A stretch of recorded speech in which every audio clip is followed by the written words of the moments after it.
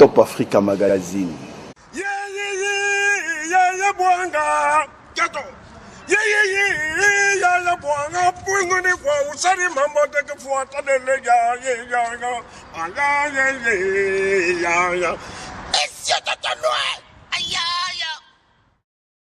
mettre prise dans le mais vous avez obtenu sa libération. Le deuxième tableau, c'est qu'il n'est pas encore fait jusque-là. Nous voulons que soit entreprise en urgence, président, pour que notre gouverneur, nous ne voulons pas méconnaître ce droit, que s'il se sent touché dans sa dignité ou lésé, mais nous pensons que le service rendu par la presse tenir compte de certains paramètres de sage. Nous allons demander aux confrères de RSTCAL, au nom des amis, je vous remercie, et nous vous assurons d'aller entreprendre comme démarche pour ces cas-ci jusqu'à ce que les résultats il faut notre président de BNPC pour la vie de justice. Merci. À la même occasion, si vous me permettez, président, vous présenter c'est pourquoi nous avons, dans l'ensemble mis en place ces collectifs, ils travaillent déjà. Vous savez, le vice-président, John Chitende, et John Chitende, aussi Martin Luyamba, il est l'ESEC Ndjogu, c'est notre chargé de logistique. Vous avez d'autres, vous devez être avec nous, mais comme ils sont journalistes. Alors, je suis agréablement surpris à Kinshasa, dans les médias. Je vous encourage, je vous félicite d'ailleurs de cette pour avoir le maximum de membres possible. Ce qui permet, là, c'est clair, si vous avez des préoccupations, je vous écoute, sinon...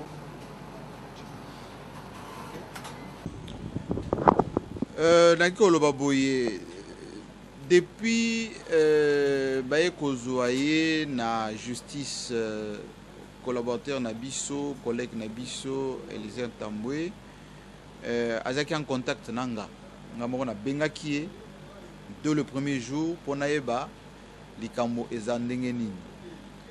A expliqué nga effectivement que eza na cadre ya musala na ye ya ko dénoncer ba méfait oyo a constaté au niveau ya Kasai central, Kasai oriental, que n'a contacté pe parti où ils accusé, c'est-à-dire le gouverneur Ngoï Kassange qui a porté plainte pour la justice et puis ça y est raison. Il peut Ibishinga, Bakoselier Makambo, Eliezer Ntambwe Alingaki Azwa Mongo pour étouffer émission Oyo à Salaki avant, bazo dénoncer Makambo Oyo Etali Libanga ya Diama. Na tunipe justice na biso ba ebisinga que procédure il faut elandama normalement.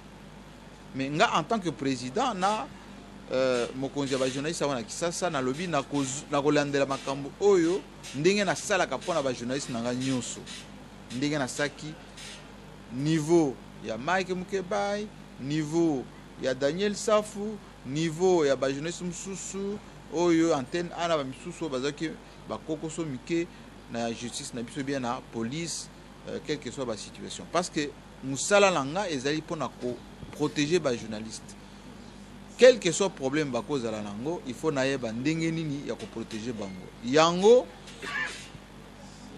na landeli makambo oyo ba pesinga assurance que procédure il faut ele kamalam na ebishi lelo na tongo avant nazo avion nga na Lubumbashi nazaki na Eliezer na téléphone na ebishi azala kimia azala calme nazo landela makambo ndenge na sina salaka déjà pour abima na situation oyo yango na lobby boye ba collègue na biso ba professionnel ya média ba journaliste awa na Kisasa ou bien ailleurs il faut botikala kimia UNPC ya Kisasa ezolandela makambo etali dossier oyo mais tout en respectant justice na biso tout en respectant droit ya moto oyo à se plaindre poto yeba ndenge nini makambo na ezali quelle que soit faute ndeko na biso asali tokotala ndenge nini ya ko résoudre problème oyo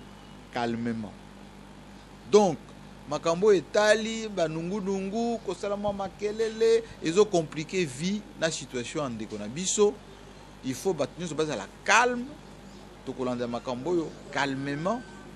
Dans quelques heures, quelques jours, ndeko na biso akozwa solution na problème oyo. Yango nazo répéter que bino bo panza sango oyo po bat bazala calme, to pesa confiance na justice na biso, parce que il faut toujours total ndenge nini ko privilégier dialogue, ko privilégier situation d'apaisement. Yango nde ko pesa biso solution na problème. Banderomi Cause la problème politique té parce que elle disait ntambo ya sala ka politique té. Musala na ye aza molobeli. Ce que oza molobeli oza mutu ya politique té. Il ne faut pas que ba politicien ba kota na makambo etali ba journaliste, parce que ceux qui ba journaliste ba na ba problème ba politicien bazala raté po ba aider biso. Ngai na bimisa ba journaliste na ba prison na mona kasusu ba politicien té. Ba uti ko yebisanga camarade na biso, collègue na biso, moi situation ya mabe ekoteli na famille. Na monité politicien moko azui makambo au sérieux. Et donc na répéter lisusu, il faut que batika dossier oyo ezali des droits communs normal et qu'aussi la nango na china contacté qui déjà plaignant na ningo Kassange gouverneur azana version na ye justice zolande la makambongo. Moi-même nazo kende omona ye dans pas longtemps place azali.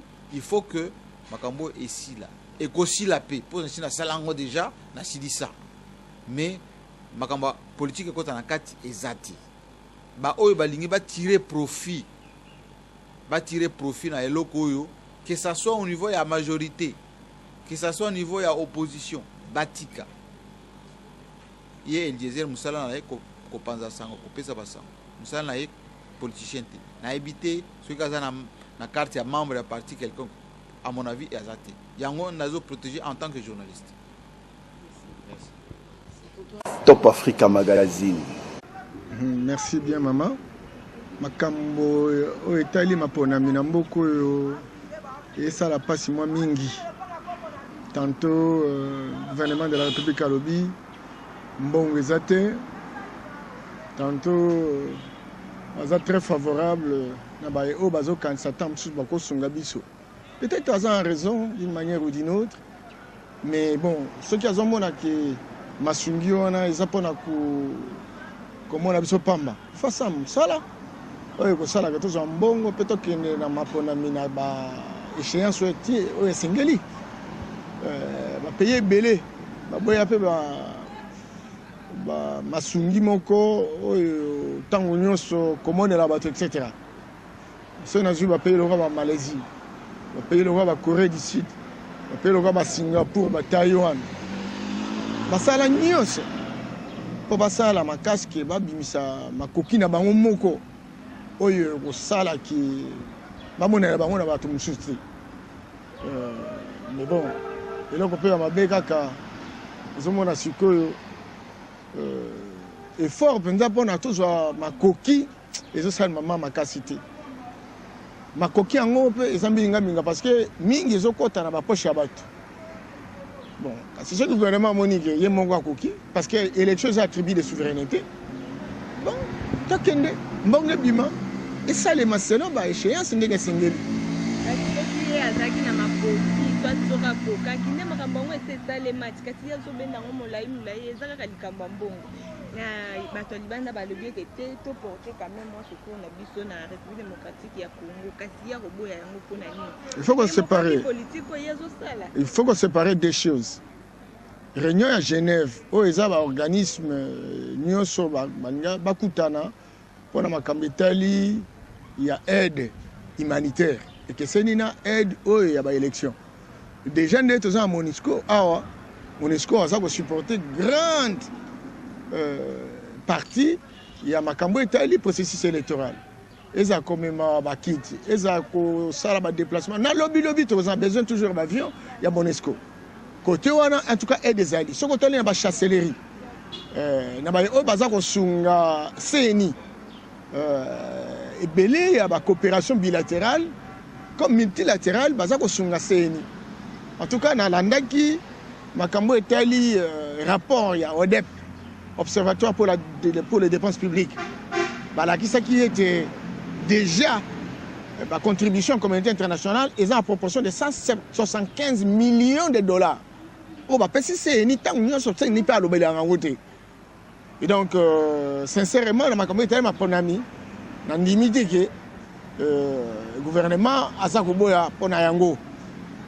Et le coup, les oboya masiko, ils ont réunion et organisation humanitaire, et ça la réunion à Bango, na Genève.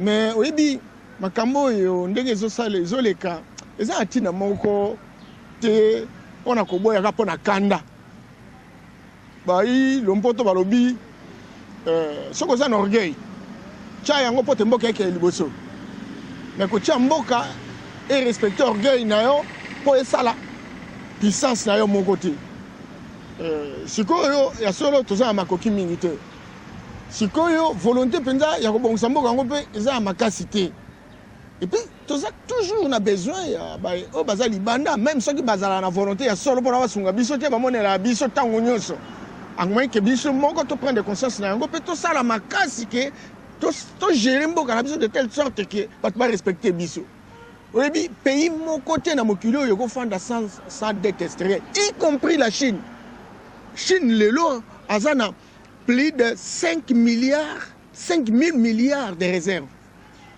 Mais en 2035, Chine a causé moins de difficultés parce qu'il faut que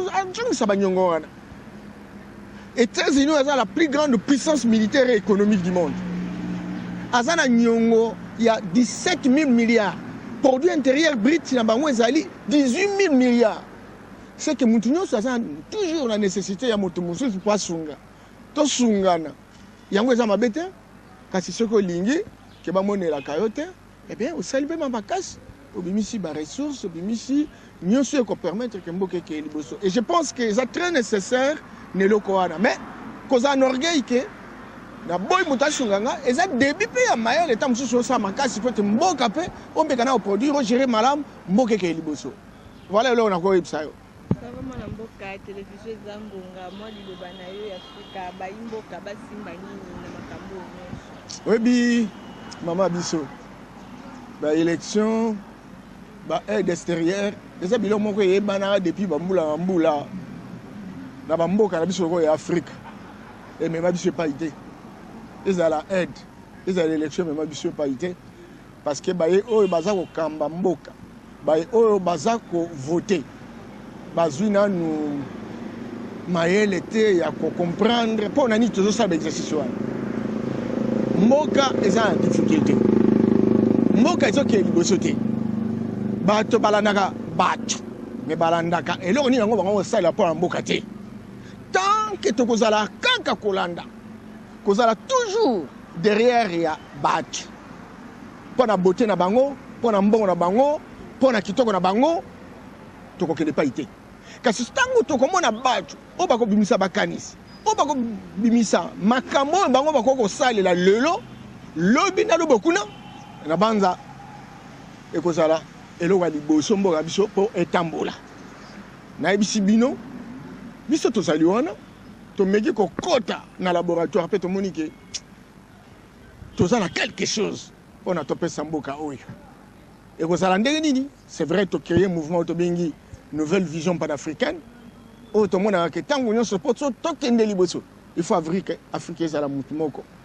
tocréer États-Unis d'Afrique yango nde tokoyeba kosangisa baeffort na biso po ete afrique oyo tozoloba lelo oyo eza divisé euti na conférence de Berlin eza mondele nde moto apanzaki biso tozala ensemble ekomona même na barwanda nde baza kokotela biso bauganda nde baza kokotela biso lelo baéthiopien baégypte bazoyokana te ozomona bachadien babino tokozwa mai même so bapesi biso te nyonso wana ezolakisa kaka afrique eza divisé eza manipulé na baye oyo bakambaki bamboka na biso et que lelo plus que jamais effort, il fait ça les mapotes comme en États-Unis d'Afrique, et nous portons cette vision. Parce que non, mais c'est un kanisi que panafricanisme yemtasali yango ezangaïté et outil depuis bambula depuis Haïti, première révolution, il y a pas noir. Mais il y a une nouvelle vision. C'est-à-dire, au-delà de la contestation, au-delà de la résistance, au-delà de la rétablissement d'identité culturelle, au-delà de la racinement et particularisme, il y a volonté à cette renabiso. Na bakisi le koto bengi intelligence économique. Pour permettre biso to ba richesse ni yango to zanango to sala ke ba richesse wana ezala transformer pour ba richesse wana to kabola la population non seulement congolaise mais africaine. Yango nde nzambe akopesa tia maboko po tetobika toke liboso. Merci.